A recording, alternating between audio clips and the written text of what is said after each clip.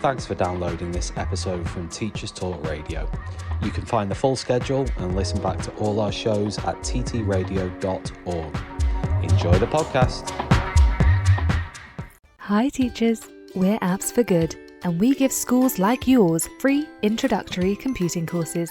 Our courses are for everyone, including those who aren't computing teachers, and they're fully equipped with resources mapped to the UK computing curriculum. Independent learning is central to our courses. Your students will develop essential and digital skills by working in teams to create prototype apps for good. We'll even connect you with industry volunteers to give real-world feedback. Let's empower every young person you teach to shape their future with technology.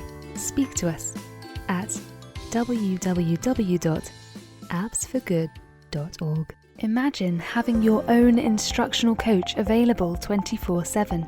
Now you can with the Teaching How-Tos platform. This highly personalised social platform empowers busy teachers to learn and apply evidence-based teaching techniques, either independently, working collaboratively with their peers, or with our new AI assistant. The platform features over 160 visual guides to teaching techniques, designed to help you quickly and easily implement high-impact practices that boost student engagement and improve learning outcomes. Join over 200 institutions worldwide that are elevating their teaching practices with the How-To app. No gurus, just practical support anytime you need it. Interested in finding out more? Visit teachinghowtos.com and register for our next webinar. Are you looking for best practices and innovative strategies to foster confident, lifelong readers? Watch sessions by thought leaders in education, literacy experts, and EdTech specialists from the International Reading Conference for free. The lineup included renowned speakers such as TV personality and education expert Basit Siddiqui and beloved children's author Michael Rosen. The three-day conference explored a range of topics at the forefront of the current educational landscape, with sessions relevant for all educators and key stages. Sign up to receive the recordings for free by visiting the Reading Solutions UK website at readingssolutionsuk.co.uk. This show is brought to you in partnership with John Catt Educational, publishers of professional development books and resources that support great teaching and learning in schools around the world. Don't miss out! Level up your professional development today and visit johncattbookshop.com to explore the full range of titles. Use the code JCTTR2425 for 20% off your order. Happy reading! Hello and good evening and welcome to this Tuesday late show with me, Hannah Wilson. Just before we get started, just to remind you that tonight's show is sponsored by John Catt Educational, and you can go visit their website, johncattbookshop.com, where you can get all your professional development books to support your learning and support schools around the world in levelling up their professional development. And we've got a great code for you as well, which you'll need after watching tonight's show. You can use the code JCTTR2425 for 20% off your order.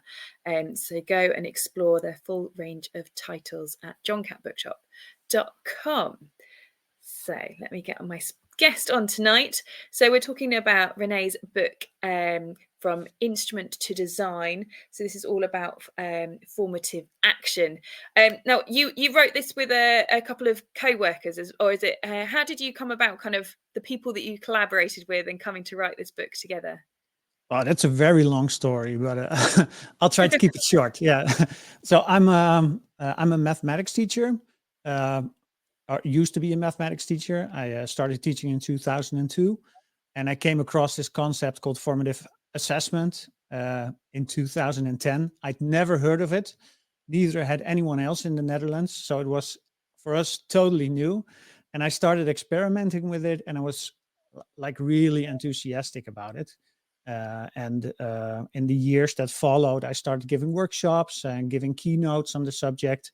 And around 2016, we published a book called The Assessment Revolution. And I wrote that book with Dominique Sluismans, who is the second author on the book. And we put in a lot of effort also to, to put the book out, but also to do keynotes or more workshops. And were surrounded by a group of people that were slowly attracted to the entire idea of there more being formative assessment in the Dutch education. And there was Blanca Wilde Lopez, who is an author of the book, and she's actually from Mexico and started doing formative assessment around 2000. But also moved to the Netherlands, where she has been using it up until now. And Valentina David, who I got in touch with around 2018, who was a teacher and a school leader at the time and was very enthusiastic. And so after the book we wrote in 2016, we started further developing the entire concept, and we wrote a book about it, which was first published in Dutch, called About Formative Action. And that's the thing that was translated and now published in England and other parts of the world as well by John Catt. We're very thankful. That's the great thing about John Catt, is it means we're all getting these opportunities to read these amazing books and kind of learning from each other around the world. And the thing I loved about your book is there's lots of, you kind of really address all the misconceptions about it as well, which are really interesting. And you even start, like, your introduction is like, why don't we use the term formative assessment and you use kind of formative action instead? What made you kind of come around to that terminology? Yeah. So one of the things I found out was that other countries had started doing formative assessment way before we had. So most countries started around 1998 after the publication of the book by Dylan William and Paul Black. But that wasn't very successful. So in 2016, there was a book came out by Linda Allal and Danny Laveau called Assessment for Learning, The Challenge of Implementation. And it sort of sketched out what problems other countries had with implementing formative assessment in their school systems. And not just England, but also like America, New Zealand, France, Switzerland, all the other countries, Sweden, all these countries that had started way before we did, but had run into a number of issues. And one of the key problems, there are a lot of problems, but one of the major problems was that most teachers just didn't understand what formative assessment was. So because they didn't have a good conceptualization of formative assessment, they were doing things that they felt was formative assessment, but was actually a lethal mutation. So they were not doing like the effective bits of formative assessment, or just plainly doing it wrong, which was like that it was ineffective was like not the least, like that was a problem, but it's also usually something that would take a lot of time and energy, and usually the benefits weren't up to scratch. So in the end, they weren't very satisfied with how it turned out. So for the lesson for us from that book was we really need to start using a different term, because what we found out was that the assessment bit in the words formative assessment really focused people on assessment. So they were doing things like taking a regular assessment or a regular test, and, for example, not giving a grade but giving feedback. And then they would say, well, this is formative assessment, but it's actually not formative assessment. So, and by changing the term, we started trying that out in 2017 and published about it in 2018. And that has really caught on. So in Holland, like nobody, unless you're like really don't know anything, but most people use the term formative action now in the Netherlands. Because that's the thing, because there's a lot of, I found myself really reflecting on how I've changed the way I assess over the years as I read through this. And when you say that, it really reminds me of when I did my teacher training a very long time ago, well over a decade and a bit.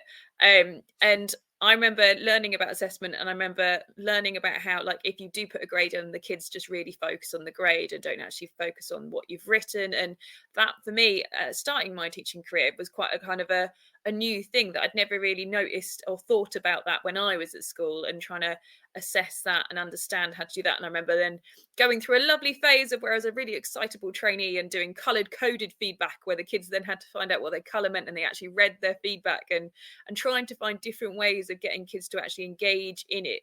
But it certainly like started me on this, even right then, back then, training really started me on this journey of really thinking about assessment. And because if it does well, you can really change kind of your student's life. But it is, like you said, very much people will do it wrong, and then it really adds to the teacher workload. So there's so much to be gained in terms of benefit for teachers to get it right. And but also you talk about quite often why it fails. What are the main kind of reasons why you find that people are having misconceptions about assessment? Yeah, so like one of the things we introduced was that we may make a difference between the learning zone and the performance zone. So what usually happens is when you misunderstand formative assessment, you start thinking about it as something that you use in the performance zone rather than the learning zone. And so for most teachers, it's very helpful to make that clear distinction and to place formative action in like what you might call pedagogy.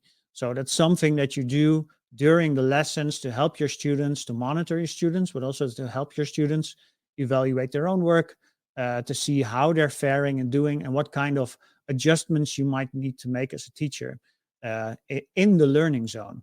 So, and that's not just important like from a semantic point, but it's also very important for the practical benefits of it. Because if you want to do formative assessment or formative action properly, children need to feel safe in making mistakes. Like students really need to know that whatever mistake I make, it won't be held against me. And so you need that learning zone to be a safe zone. So you need to also be very clear about when you switch from a learning zone to a performance zone. Is when you say, well, we're really going to assess this, we're really going to evaluate you. You're really not allowed to make too many mistakes, for example, on a standardized test or whatever kind of test you're doing with your students. But for students, it's very helpful also to have a clear distinction. Okay, so in what zone are we, and what kind of rules are we playing under, right? So that's basically what's helpful. And I think another issue that we commonly see is that teachers need to know what are the underlying principles that make formative action effective. Like, so letting your students know that they can make mistakes is like a very important principle. But there are other important principles, like, for example, that you want your students to think for themselves first, right? So what some teachers do is that they will ask a question to their students, and the students will then let them answer it, like by talking to each other and then having a classroom discussion. But you need like 5 seconds of thinking time beforehand. Like, first think for yourself, then write on your mini whiteboard, then discuss with your neighbor, and then have a classroom discussion. I guess sometimes that bit of thinking for yourself is forgotten, which makes it a lot less effective. So there are all these key principles that need to be in place. And like, however you choose to use formative action in your lessons, there are like a number of things you need to stay loyal to or true to. And we have outlined that in the book. There are like 10 principles that you need to adhere to. But I think generally, one of the hardest things for teachers about all of this is actually turning information into action. So, you ask your students a question, they all put their mini whiteboards up in the air. You see all this information with all these different answers. And sometimes you'll see a teacher like stepping back and be like frightened or startled, like, oh, what's all this? And then if you're like startled by all the information or surprised, then it will be very hard to turn all that information into action. So what usually happens is we ask questions and we're not really prepared for the answers we're going to get. Like if you use mini whiteboards or you use Padlet or even using like diagnostic questions and letting them vote, for example, then if you didn't prepare that thoroughly, then it'll be very hard to turn that information that you get into action. And then sometimes it'll just be a show. Like, you'll have mini whiteboards because you're supposed to. They'll put them up in the air. You'll just look and be like, oh yeah, thank you, thank you. Oh, that's all very interesting. And then move along and not really using that information. So for us also, the shift to the term formative action really implies for us what's really important is that you need to turn information into action, but that's not easy. So you need to do like a couple of steps beforehand in order to make that work in your lessons. I love the idea of having a safe space for kids to make mistakes. That's a massive thing, especially obviously from an art background. Our kids get more marks if they take risks and try new things and they refine and they've learned from the mistakes and have tried and developed stuff. So, and I found switching schools recently that a lot of the kids are like, I can't do that. I can't draw that. And I'm like, God, you've got to give it a go, because actually you'll find it. You learn from those mistakes and you'll develop as a person. And now they quite often are like, can I try this? Can I try this? And I'm like, yes. But I'm still kind of getting there with my food tech students. They're very much will avoid some of the big questions because they're scared of getting it wrong, because they just see 8 marks and think, oh my gosh, I can't do that, rather than kind of thinking about the steps. So I'm very much kind of going back into this and thinking about the process. But again, is that kind of, just doing things for the doing sake, so it looks like they're all learning, but are they actually learning, and what are you actually actioning from what they've learned? Because I think there was a part at the start of chapter 1 where you talk about schools quite often pick a kind of pedagogy and then everyone does it, but they don't necessarily act on it. How would you make sure that, like, as a leader in a school, that they're actually acting on the formative kind of aspect that they've chosen? Yeah, that's a very good question, because one of the pitfalls that was in the Assessment for Learning the Challenge of Implementation book is actually that school leaders also don't really have enough of a grasp of the concept. And like there are a number of studies in there that show schools that are effective in implementing it, but it always starts with a school leader who really knows what it's about. And they're like the key expert on the subject. So that if you have a question as a teacher, is that you can go to the school leader and ask them, like, how should I do this? Or how should I approach this? And when they visit lessons, they really know what they're looking for. So having that knowledge as a school leader is like a very important first step. But I think what you want to, when you visit lessons, for example, as a school leader, like what you really need to focus on are like, do I see all the steps that make formative assessment or formative action effective? Like, or are they all in place? So usually what happens is that teachers will do formative action in their lessons, but they won't take all the steps that are necessary to make it effective. So in our book, we've outlined a model with 5 steps that teachers, in our opinion, need to go through to have all the benefits of implementing formative action in their lessons. But sometimes teachers will stop like halfway through.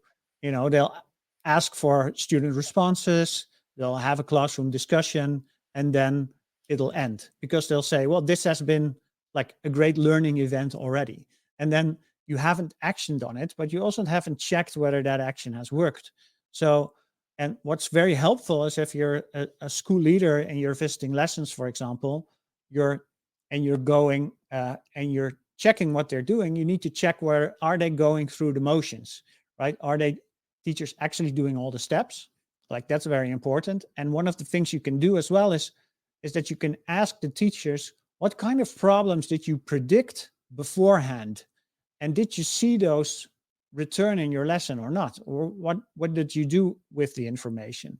Because what we found out is that if you want teachers to do like a good implementation of formative action, they actually need to prepare, like, for example, they need to ask themselves the question, what kind of misconceptions am I assuming will happen? Like, that doesn't mean that they will, but it will make it easier to actually implement formative action in that lesson if you know what kind of information you're looking for. You talked about your kind of 5 steps. Are you able to kind of roughly outline what they are, and why do you feel they kind of are really important in kind of getting the structure right? Sure. Yeah, so what we did is with Oliver Cavigioli from Teaching Walkthroughs, he helped us make a 5-step model. So we were sort of working on a model, and we're like, we were making a circle, and we were making all these shapes, and he was like, no, you shouldn't have a circle, because you never end up where you started. So it's a line, and then we sort of worked from there. And what we really try to do is we try to bring it back to what steps are essential to an effective approach to formative action. So what really needs to be in there, like some of the stuff, you could put in a model is optional, but we really try to bring it back to this is everything that you would like to see. So in the first step is what we call orient and predict, which means is that it's a mental step for you as a teacher.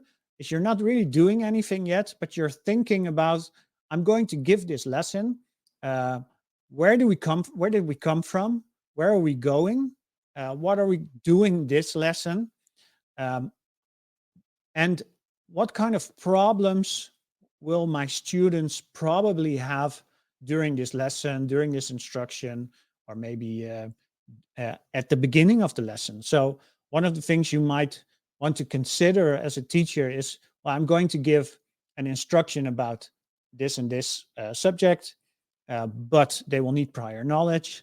And I might want to check what kind of prior knowledge is there. Like, what did they remember from last lesson, or from like the lesson from 1 week ago, because they will need it in this lesson. And then what you also think about is, what kind of problems do I predict? So what will they have forgotten? What will they find hard? And then that really helps you bring focus into step 2, because in step 2, you'll want to ask your students a question, and you'll have a way firmer grasp of what that question should be, what kind of information you're looking for with that question, and what the best way is to actually try to gather that information. So, for example, if you have like a number of misconceptions, you might, for example, say, well, I'm going to use a diagnostic question, and I put up on the board like A, B, C, D, these are all the options, and let them vote. But you might use things like Padlet or a mini whiteboard, or just have them write something down and discuss it with their neighbor. But you need to think about, this is the information I'm looking for. What is the best way to gather it? And then when you enter step 2, you can ask that question and have them respond to it. And hopefully you'll be able to interpret all that information within 30 seconds, right? So that's like a rule that Dylan William came up with. Like, it doesn't really need to be 30 seconds per se that you're in trouble if it's 31 seconds, but it's more like, one of the important things is probably that you don't want to mark things, or you don't want to spend ages looking through things to get the information that you're looking for. Like, we usually make this this analogy for like, what you're doing with formative action is you're spear fishing. Like, so you're jumping out of a boat to catch that one fish with your spear. Like, and what is that fish that you're looking for? And you're not troll fishing, right? So it's not that you're troll fishing and getting all this information out of the sea, and you wind up with fishes and like a bicycle and some bottles and all this stuff that you weren't looking for, because then you need to sort it out. And you're like, what am I going to do with all of this? And when as a teacher, when you're thinking during your lesson, what am I going to do with all of this? It'll be very hard to turn it into action. So you need that step 1 to create focus. And then step 2, you actually ask the question, they respond. And in the third step, you interpret that information, you communicate about the answers that they've given, and you come to a decision about what to do next. And this could be you as a teacher, where you interpret all that information and you communicate with your class, like, what answer did you give? Oh, that's a very interesting answer. What did you mean? How did you get there? Do you think it's correct? Like, you can look for more information. but it's also a process that you could consider as doing something that you do with your students. So where you like collaborate with your students on interpreting the information, trying to find out, okay, so what's going wrong? Where are we exactly? And you come to like you could come to a decision on what to do next. But you could also say that you as you and the class get to a decision on what to do next. Now, considering all this information, what are we going to do next? So, and then in the fourth step, you actually take that action. And it could be the same action for everybody. It could be like, okay, I'm just going to reteach this because it's too complicated. You could also say, well, some students are going to do this and some students are going to do this. And you could also like have your students decide entirely for themselves, like this is they make a sort of personalized plan. Like I'm going to improve this and the other person is going to improve this. But what's very important is that after the action, and that's where step 5 comes in, is that you check whether that action has actually worked. And that's something that's usually forgotten. Like sometimes teachers skip that because, they feel they have too little time or whatever is going through their mind. But if you don't check whether that action has helped, you're actually robbing your students like from a very important experience. Like, for example, is that they can experience success. So usually students will struggle during step 2. You'll have asked a question.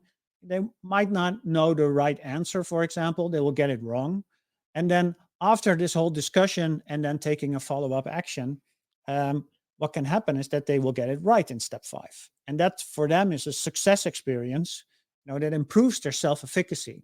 So for them, it's very important that they can check, oh, we've did a number of things and I took a follow-up action and it worked. Like that's very important for your motivation. But it's also important for students to improve their metacognition or their self-regulation because they can find out what actions work for them. So if they've done a certain action and it didn't work to improve their outcome, then they know, well, that action didn't work for me. But if it did work, they have like a very fast feedback on what action actually works for them in the learning process. So that 5th step is also very important. So to summarize, it's like in the first step you orient and predict. In the second step you think and generate. In the 3rd step, you interpret that information, you communicate and decide. In the 4th step, you take a follow-up action. And the 5th step, you verify, reflect, and then make a prediction on what's probably going to be the best step after that process of formative action. I think it very much reminded me of when I coach trainees, and it's kind of, for me, I couldn't quite work out what the difference is between my practice and when they do it. But actually, it's all this, these kind of steps and that preempting and kind of having a guess of what they're going to do wrong. And especially with art, I quite often get my trainees to do the lessons. I was like, go and draw it, and then or do the actual steps, and then you'll know rough what mistakes you make, and then that's generally what the students make. There'll be extra ones, but at least you've covered some of them and you've had a bit of a guess, and you're going to know kind of what could happen. And it is the students that go and do that will then generally do better lessons than the students that don't. So it's the ones that are preempting. I think that's such an important kind of thing that we don't really think about and don't really discuss as something that we do, but that's what makes a good teacher. And then I think your example in there was about like a maths question and they had multiple choice and they put a number up, and if they got the correct number they could go on to the next challenge. If they got the almost right answer, then they had to do some extra steps, and the ones that got completely the wrong answer then had kind of the one-to-one help that the teacher would go around. And I think, again, just people quite often just do the questions, don't they? And they don't necessarily think about the level of the questioning and how you can use that and how you're using those answers to inform your practice. That's the difference between a good teacher and a great teacher. And I think that's the thing with your book. I found like these are all the things that just take your teaching to another level, that are just really important, that we don't kind of, I think, are not necessarily always kind of seen. You don't really see them because unless you watch a large chunk of a lesson, you're not going to see the full action. Lydia jumped the gun. She went early on her text, so I can't pop it up. But she asks, which of the 5 steps do you think educators struggle with the most? Well, in my experience, the first step is something that's like usually forgotten. So if formative assessment isn't working, it's usually because you don't spend the time to orient and predict. So then you're doing all the activities that you associate with formative action, but you're not giving it enough focus. So, and then it's probably not going to work to turn information into action. So that's like one of the things that doesn't happen. But when you're actually doing formative action, for in my opinion, what most teachers struggle with is, well, it could be like the the third step where you have to interpret, communicate, and decide on what to do next. Because basically that's like feedback, in short, like you're actually doing a short feedback process there where you interpret the information, and feedback is just something hard to do. It's hard to get it right, in the sense is that uh, turning that information like and using feedback as a sort of transformator to turn that into action, that's actually quite complicated. So when you finally settle on that action, you can go from there and then check whether that has worked. But actually, using that information to get to action, that might probably just be the hardest part of actually doing this in practice. Yeah. If anyone watching live has a question, then you can pop that on the stream, and we'll put those questions to Renee. I found it really interesting when you're talking about kind of examples of success, because here probably, or I'm going back probably 10 years ago, success criteria was a real buzzword and kind of everybody was using it. But you talk about kind of the misconceptions of how it's used wrong and how to kind of use it right, which I found a really interesting. Would you be able to expand a little bit on that? Yeah. So the term we use in our book is sense for quality, but you might actually want to talk about shared sense for quality. Well, basically what that is like if you take the 5-step model for formative action, it's like some couple of steps you go through. It could either be the teacher like doing a lot of these steps and doing most of the thinking about how to move things further, but you could also have students do like more of those steps. And in Holland, at least, it's very, as a country and also as teachers, we feel it's very important that students do more of the thinking and more of the acting during lessons. Like we're very like student focused. But you can't just give your students more independence, and also you cannot give them more independence in like a process of formative action. You need to have some sense of the thing that you're trying to achieve. So if you don't know what the end goal looks like or feels like or sounds like or whatever, if you don't have like, if it's just words, then it's going to be very complicated for students to actually self-regulate their learning, to get to the end goal like mostly independently, but also to give feedback to each other or to receive feedback. So if you don't know what the end goal looks like as a student and you get feedback, you don't really know why you're getting the feedback, and you don't really know what you're supposed to do with it either, because you don't know how to get there. So for us, we introduced this term called sense for quality, which basically comes down to getting students to understand what the goal looks like. And like, and what you can do is like a very simple technique, but it's very powerful, is that you show them 2 contrasting exemplars of, so the end goal, for example. Like, this is what we're trying to achieve. This is what 2 students have done the year before this, for example. And it might be contrasting exemplars. It might be 2 good examples that are good for different reasons, but it also might be like a good exemplar and a bad exemplar. And then what you do is you show them, you discuss it with your students, like, okay, what do you think, which is better? And then you might have a classroom discussion about this, and then you might end up with a list of criteria or a rubric, for example, that to sort of summarize the discussion that you had. And in my experience, this is something that's like something that most art teachers do. I don't know what your experience is with this, but it's something that's actually quite helpful in most subjects.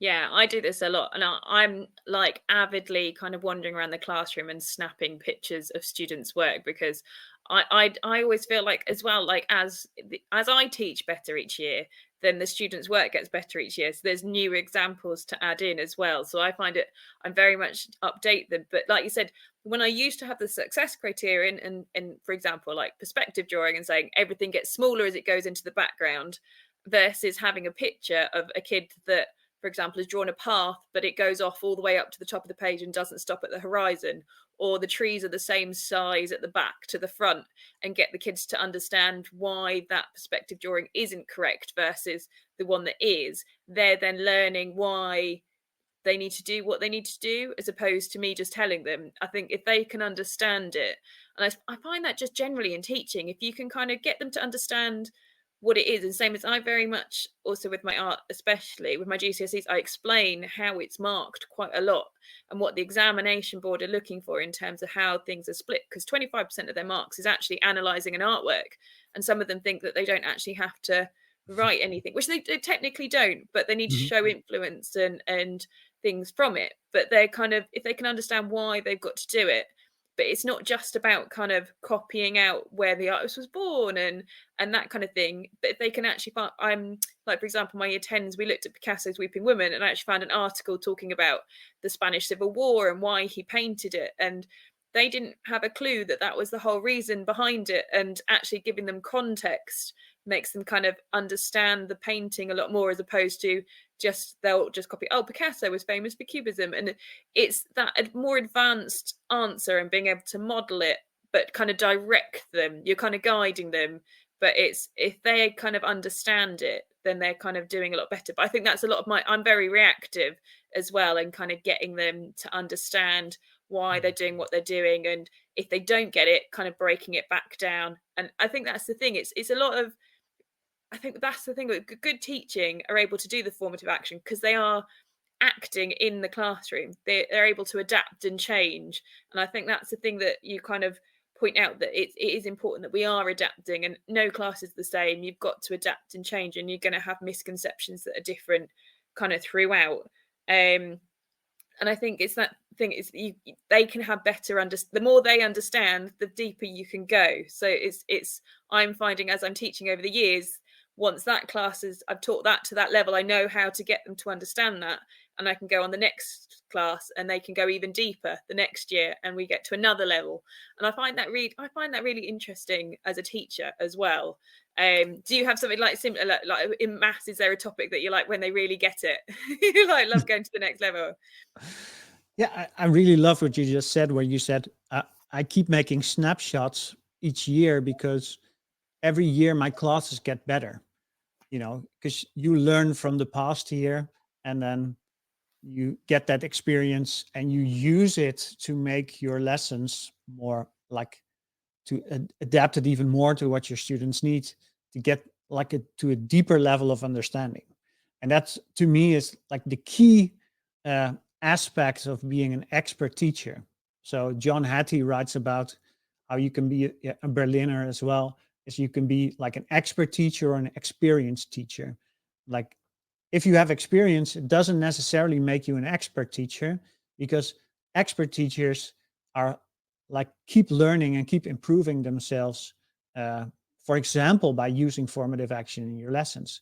So it's very interesting, is that for you, it's like very normal to use like these techniques and to think about how I'm going to improve this, not just lesson by lesson, but also year by year, which says something about how you approach your job, and being a professional. But what we found is that it definitely helps teachers, for example, by using the model, but also like getting an awareness of a strategy like sense for quality, is where you can see just how much effect that has on your students. Like I sometimes call it the forgotten strategy. Like it's super simple to do, but teachers just like they don't think about using it. And then when they do, they suddenly find a class that has been totally transformed because suddenly they're asking a lot less questions, like questions like, is this right? What should I do next? Like those questions suddenly start disappearing from your classes when you use a strategy like this. Yeah, super powerful. And I completely agree. Having changed schools recently, whereas my old school, I'd been there 6 years, the kids were very much in a routine. When it got to my year 10s and 11s, I did not have to say much. If I told them to write out a study, they knew exactly how to research it, exactly how to write it. Everything, they were very, very independent, but that was because of everything that had gone on beforehand. And I think that's my thing as well, is that there's that, you talk about self-regulation, and these students have got that self, they will then come to me and ask the challenging questions of how to push themselves. But I've realized, I think I took it for granted because I'd obviously honed it and the kids had kind of developed it over the years, because it was, again, me adapting the curriculum and making sure it's in there, that when I actually got to kind of change schools and they haven't got those habits, I'm struggling with how to get that self-regulation in if they haven't had it before. Have you got any tips for kind of thinking about how to get the students to be more self-reflective? Because they very much want me to tell them, but I'm like, I don't want to. I want them to work it out. Well, I think one of the issues here, of course, is that what you're trying to do is actually a desirable difficulty. So most of the things that we write about in our book are very helpful for the learning process, but not necessarily nice for students. So students will sometimes resist these techniques because you'll make them think too much, and they don't really like to think, or you make them do too much and they don't really like doing things during lessons. So it's basically, it's what helps, in my opinion, is showing them the advantage of doing things like this. So, for example, in our model, we have that step 5, so they can experience success, which is also not just to motivate them, like in a general sense, but also motivate them to engage in processes of formative action, because they will have found out, like quite early on in the year, is that when they engage in a process of formative action, they do improve, and it feels good to be able to do something. And that's also something that Ron Berger writes about in his, I think it's called Ethics of Excellence, is where he says when children or students have experienced, making something that has a high quality, then they won't settle for less anymore.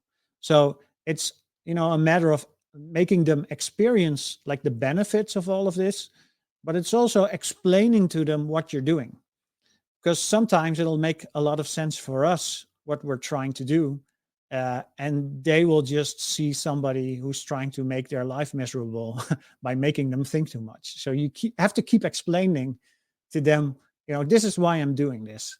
This is why I want you to be silent for 5 seconds before you start discussing it with your like your shoulder buddy, as we call it in in I Holland. like shoulder buddy. Shoulder Yeah, buddy's yeah, nice. No, yeah. but I completely agree, because, like, to begin with, my year 10s were like, kind of, why are you making us read all these articles about this artist? Like, this is quite difficult, and they just didn't quite understand it.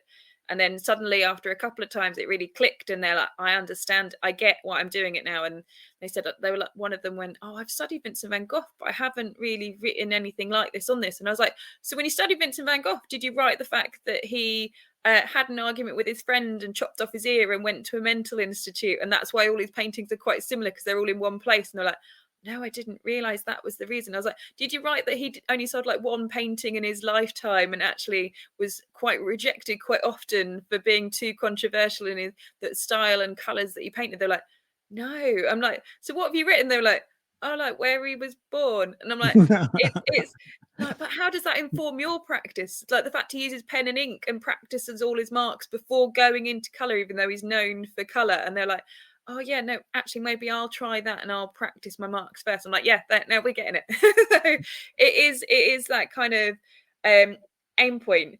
But I found it quite interesting. You put a point about how, like, and this is specifically English curriculum, very much, especially in other subjects. My subject, we get a little bit more leeway, but I still find the same problem that you mentioned about how teachers will quite often have to get to a point where you have to decide between deeper understanding or covering the content.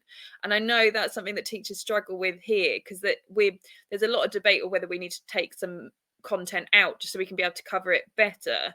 But what's your opinion on that, and how do we kind of navigate that as teachers? That's a very complicated question. Yeah. So I'm not entirely familiar with the English context on and the issues that you have there. But in the Netherlands, this is something that keeps popping up. Even though we don't really have a formal curriculum like you have. So all we have in Holland is attainment goals. No, not attainment goals. It's like goals that you need to cover. So basically, there are for example, in secondary education, there are a number of goals that you just have to cover. So you need to address those during lessons, but there's not really an attainment goal. So there's not a specific level that you need to that your students need to have by the end of the year, for example. We only have end terms and exams at the end of secondary education. But apart from that, there's nothing. There's no formal guideline. There are just books that you can buy. So, and we call them methods, which is maybe not the term that you use in England for books or whatever. But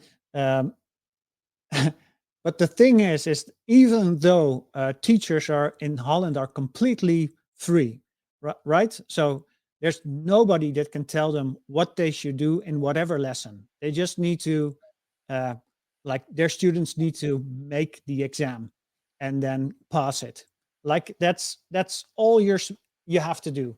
And even then, they still feel that their curriculum is overcrowded. So it's very interesting because they choose their own books. They can make a selection of what they do from those books, and still they will feel it's too much. And a part of the reason is that maybe the case is that the exam is just covering too much content, and it's very hard to actually do all that content in all those years.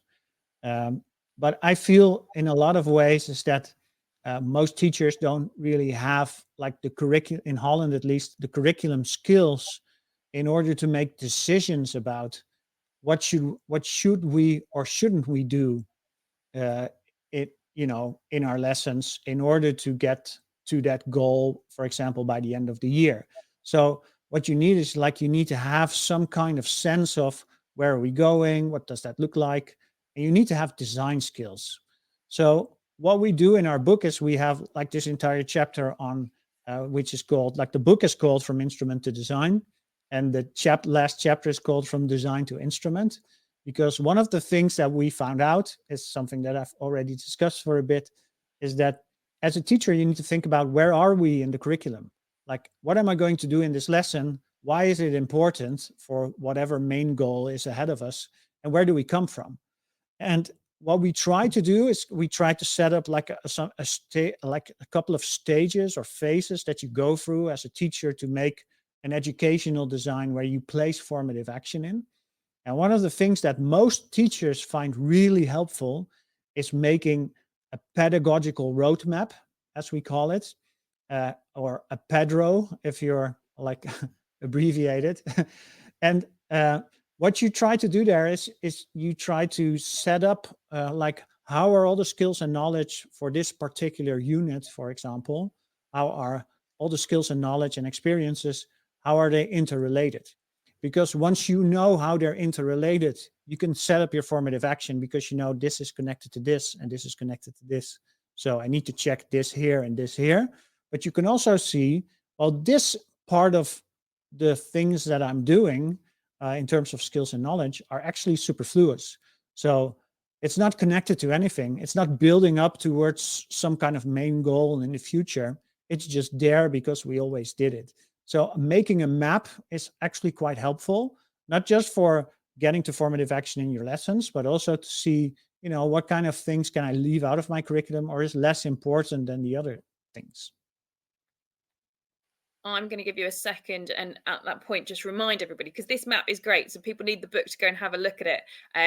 So you can find the book over at John Catt Educational. So you can visit the website www.johncatbookshop.com, and if you use the code JCTTR2425 you'll get 20% off your order. So do go have a look, because actually this is the time of year where we've got the summer. You want to read this book and then you can be planning for your curriculum in September. So this is definitely worth helping you in terms of kind of getting that thing, because I love the fact that it's like starting with it's going backwards, isn't it? You start with the goal and then you work your way backwards.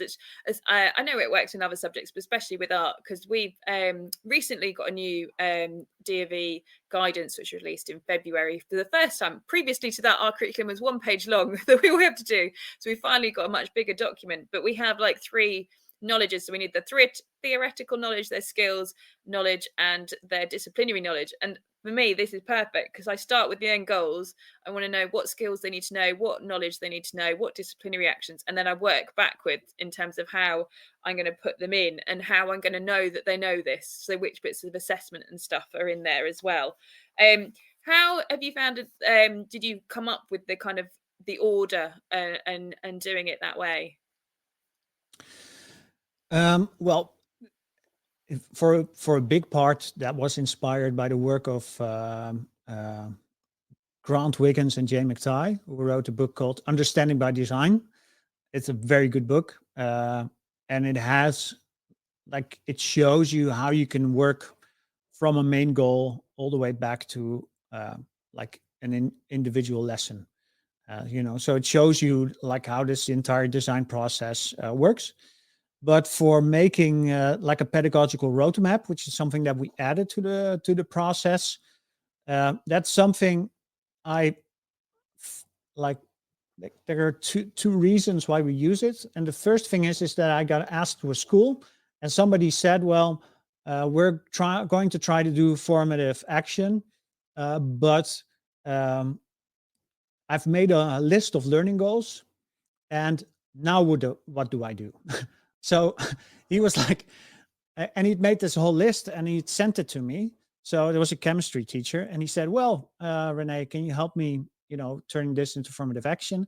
And I thought oh, this isn't the way to go. You don't just make a list, and then I thought about, what do I do? And then it suddenly dawned on me is that what I do, I do have a list of learning goals in my head as a teacher, but I also have the interrelatedness in my head. So I know this goal works towards this goal, and this goal works towards this goal. And then when all of those things come together, the end goal is this. So that's where I'm really interested in. And then I showed them, and during that session, I showed them, well, if these are your learning goals, then I would do this. I would make a map, and then to show what knowledge is prior knowledge to what. So that you would get a map, of all the skills and knowledge, a pedagogical roadmap, and how I will use that to turn it into formative action. And that is something I did then. And then it occurred to me again when I read that book, Assessment for Learning: The Challenge of Implementation, because there was actually a chapter in there where one of the researchers did a similar exercise with, I think, physics teachers, and their formative action really improved because they had made a curriculum map. And then I figured, oh, wait a minute, that's something that I've done before. So let's just, and I did a couple of test runs during COVID times where I gave sessions online, and I said, well, let's just try to make a pedagogical roadmap. And it worked so marvelously. And what I found out is that it's not actually the pedagogical roadmap itself that's really helpful, but the entire thinking process for a teacher to just consider, these are all the skills and knowledges for this unit, and how are they interrelated? It's just something that really helps you, not just in terms of the how do you call it, the uh, uh, for giving the lessons and turning it into formative action, but also for doing like preparing for a unit. Yeah. I find this, we had like curriculum maps kind of blew up over here end of COVID. I think people were doing them when they were in lockdown and had a bit of time to kind of do them. And I find that kind of quite interesting in terms of thinking about how things are sequenced and thinking about how we get from A to Z and where we get our students to go from one point to another. And I find that quite interesting because, especially for me, like sequencing, like my year sevens will learn grid drawing, my year eights will learn how to enlarge using a grid drawing, and then my year nine will learn to draw without a grid. So it's kind of that building up on skills as they go through it. But I found it quite interesting as well in terms of building up their knowledge and how the way I assess was I got really into kind of over COVID because I realized that I was assessing a lot of my students on their color theory. And if they gave them like a word, they were able to give me the correct definition. But then if I gave them a picture of that, they couldn't match it up to the right definition. So I realized actually, if we only assess them in exactly the same way, they're never going to be, they're then going to really struggle to apply that knowledge. Or if the exam question is slightly different, they then really go on to kind of struggle if it's in other subjects other than art, because I dabble in food and other things. So it's quite interesting in that respect. That do you find that you really need to have a broad range in the pedagogies that people use to assess to make sure that the students are adapting all the time? Yeah, I think there's like a very what's very interesting is one of the questions in the entire design process is when you think about the main goals and you think about the thing that you're trying to achieve and what that consists of, is that in the second phase you think about, okay, so how am I going to assess whether that has whether I have met that goal, did we achieve that goal, as me in the class. But one of the questions we've been adding to that is, when will I be satisfied with that achievement? So you can say, how can I assess this? Like, so you could say, for example, this is an interesting subject in physics. If you can make a podcast about it, I'll be able to assess whether the content or not. But the very interesting question to add to that is when will I be satisfied with the result? So when, as a teacher, when do I think this will be good enough? And then the good question is when, it's easy to say, well, this is like really poor and this is really good. Like you can, with your colleagues, you can easily, say, well, this is really good and this is really bad. But you can have really like intense discussion about, what is just good enough and what is like just poor, just not good enough. And then if it's just good enough, what are the things that you're looking for? So you might say, well, I'm looking for like this knowledge, and the student needs to formulate something like this. And as you've said, like what you're trying to do is, for example, can they connect this and this with each other? Like if they can show me they can do that, I'll be very satisfied as a teacher in how well they're doing. And you can have that discussion on like a big level, like this is the main goal of the unit and this is how I'm going to assess it, and this is when I'll be satisfied with the result. Like this is what they need to show. But you can also do that like in the micro.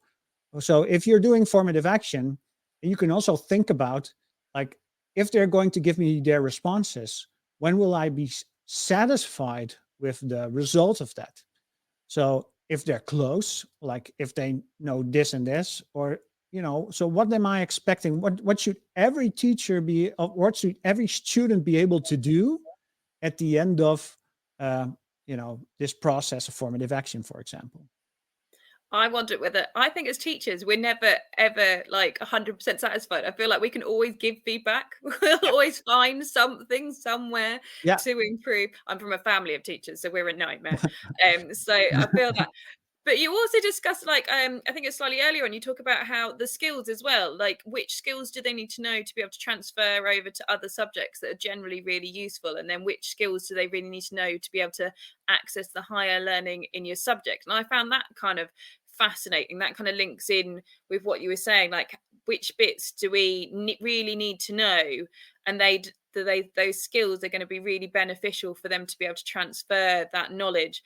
And I think that that's not often thought about in the curriculum kind of process, and actually it's really useful for students and teachers to kind of consider those skills, because quite often I'll tell students about kind of especially in art, we like opinions. There's no wrong opinions on a piece of artwork. You can hate it or love it, but you can still debate it, and that's what's great about it.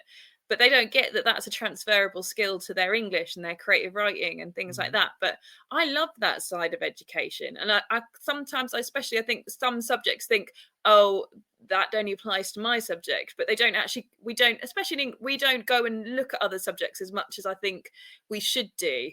But do you find that, like, that the transferable skills can really help a child if they can build on those? Well, if you ask me, then I think art is one of the most important subjects there is, especially for this reason, because you just learn so many skills that are so useful in other parts of life. You know, not just other subjects. Like you can use, like being, for example, like I'm not just a former mathematics teacher, but also a writer, because I wrote this book, of course. You know, I wrote some more books. And I think the entire process of just, having an idea, uh, trying to turn that into reality, learning how to accept feedback on something that you made and love, and try to turn it into something that's even better. Like that's something that you would wish every student to have. And that's not something that you learn in mathematics easily, like, because most people don't love mathematics, right?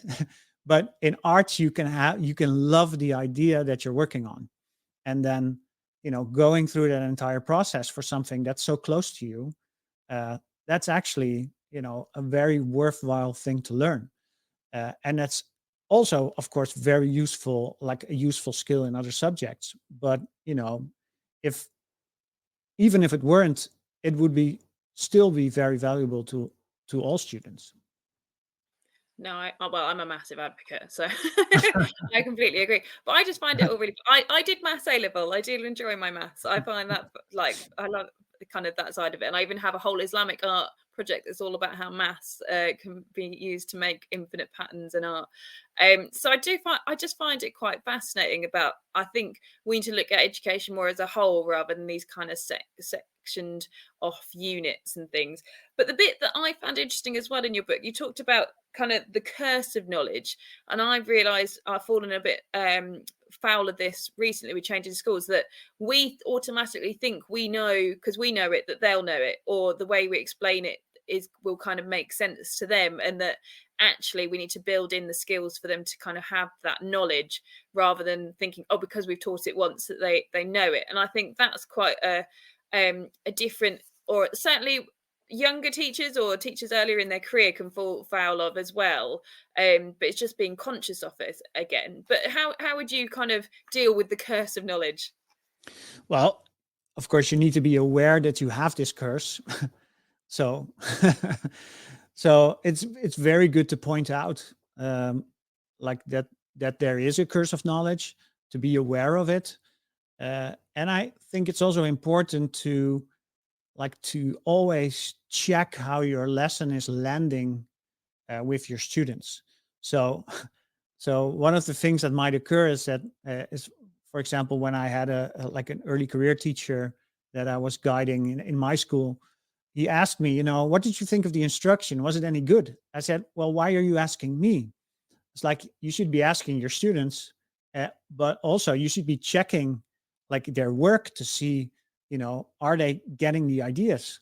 Like, and that's for me is like the best way to circumnavigate that curse of knowledge is to be like actively looking for evidence for, the thing I think is working. Is it actually working? Like, so I know I've given this instruction for like a huge number of times, and I can be very secure that I give a good instruction. But is it working for this class? Is it working for these students? I need to be in that sense humble to that I can't really predict everything, and that I will sometimes have a curse of knowledge where I will go like, well, this is easy, like they should be able to do it easily, and then I need to be open to the suggestion that that might not be the case. And I also think, like, I don't know whether it's the same there, but certainly the UK, the children since COVID, they've kind of very much learned how to look like they're paying attention, but not necessarily working. I think it's been all the online lessons that they had. But there can be very much a difference between a student looking like they're working and looking like they're doing, and actually producing kind of, and actually are on doing what you kind of hope that they achieve. And I think that's what this will completely eliminate. And I think that's what kind of a lot of classrooms are kind of missing a little bit since COVID, is that kind of constant formative action, that you're actually looking at what they're doing, getting them to react and reacting, and making sure that they are following kind of those 5 steps, so that you're able to kind of make sure that they are doing. And I think my favorite bit from the book though is this little chapter section where it says, is the aim for a better outcome or a better person? And I think that is kind of, for me, that's what teaching's all about. I want to make a better human that's going to go out and have a better life because of my lessons and because of school, and that they've enjoyed and learned, and actually going to go out into the world as a better human and be able to do better in life because of what they've learned in school. And I think sometimes that can get a bit lost. We're so, especially here, we're quite very data driven, that we've got to get them, they've got to learn this, they've got to pass this exam. It's kind of all that pressure. Actually taking a step back and thinking about, it's not necessarily about their kind of just giving the better answer, but if we create a better human that knows how to answer all of those, it's going to spread and go beyond that. But yeah, that was my favorite bit. Do you have a favorite kind of little section or anything in the book? It's like choosing between a lot of children and then saying, Yeah. well, this is the the best thing. Well, I especially enjoyed writing and also thinking about the whole chapter on feedback. Trying to do, like, what we have is most of the time we'll have misconceptions about feedback, where we think feedback is about producing better outcomes, or feedback is about being really precise and individual, when actually good feedback, makes like the best way to think about feedback is to think about feedback as information that you get uh, that makes you think before you act. So, and if you like, because usually we think about feedback as something, that information that you receive on something that you've done, and not, we don't necessarily conceptualize it as something that, like, information that you get to make you think before you do something with it. Like, that's totally another way of thinking, but it's like a very helpful way to look at feedback and to see, what are the things that make feedback effective, is, when it makes your students think and they can do something with it. And that's like such an interesting, like, to me, is such an interesting way to look at it, and also to think about how you turn that into action in your classrooms. Is that, the entire chapter was like very fun to write, and also something that I still find fun to talk about also before groups, because it's such like a paradigm shift for most teachers. Like, it's a totally new way of thinking about feedback. No, that's the thing. I just, this, it's got such an audience, this, because there's, for me doing my master's, there's so many quotes of different educational books. You guys must have read a lot of different books to kind of help you with your kind of points and things. And then also as a if you're a trainee teacher and ECT, it will really kind of hone in your skills of why you're teaching and what your purpose is. But then also as mentors or kind of people that have been in the game a while, it's really reflective and kind of made me really think about my whole process. So I feel like it's one of those, normally books I'm like, oh, this would be good for that kind of teacher, but actually it hits everybody really across the board, which is really interesting. I'm always curious, how long did it take you to write? It took, I think the Dutch version took me, like with the others, it took me about 2 years maybe to put it down on paper. So it's a very short book, right? So you can easily read it like in 1.5 hours or 2 hours. But that's mainly because we took a lot of time to write it. So, it's like the old saying, it's like, I wrote you a long letter because I didn't have a lot of time. and and then this is short, but it's like very dense in a way. Like these are the things that we wanted to say. So that took us a bit of time to actually put it on paper the way we liked it. And then for the translation, we asked someone to do the translation for us. I think in the end, we've been busy for a year in translating it, but we've also had good help from John Catt, because we're not entirely familiar with like how you say all these things in English, and we've had a very good editor from John Catt that has helped us. Like we were like a long way there, and then he helped us like for the final stretch, like to turn it into the book that it is now. Yeah, I'm very proud of how that turned out. No, and it reads beautifully. Like you said, it's a very easy read, but there's bits that I'm like, oh yeah, that's really like interesting, and there's stuff in there for everyone. Because I was saying to you before the show, there's even a section where you talk about how sometimes you don't need to even give feedback, and one of the examples was catering, when the students make bread and they just from looking and feeling that bread, you don't need to give that student feedback if it comes out of rock, or if they eat it and it tastes horrible, you don't need to say a thing. They know they've measured something wrong. So there's no part of feedback that's kind of not considered throughout. So, and like I said, there's examples and non-examples. So it makes you really understand the whole concept, as opposed to kind of but you include the non-examples as well. So it kind of gives that really nice balance. Have you got anything else in the works? What are you working on now? Have you got another book or anything in the works, or have you got an idea? I always have books in the work. Yeah. Yeah. So what I'm working on is a follow-up to this book, first in Dutch, and where we go like more take an expert approach to formative action. It's basically the things you've been talking about. So good examples of of what that could look like in the classroom. And what we're working on is an online course for formative action. So we already have a free online course. So if you're like an ECT or someone that's just interested in the subject, you can just follow an online course on our 5-step model, which is available through formativeaction.com. But we also want to make a paid course, which basically is like the CPD we offer in Holland, but as an online version where you can just follow through all the sessions, and then with your colleagues or individual, for example. That's something that I'm going to be working on during the summer holidays.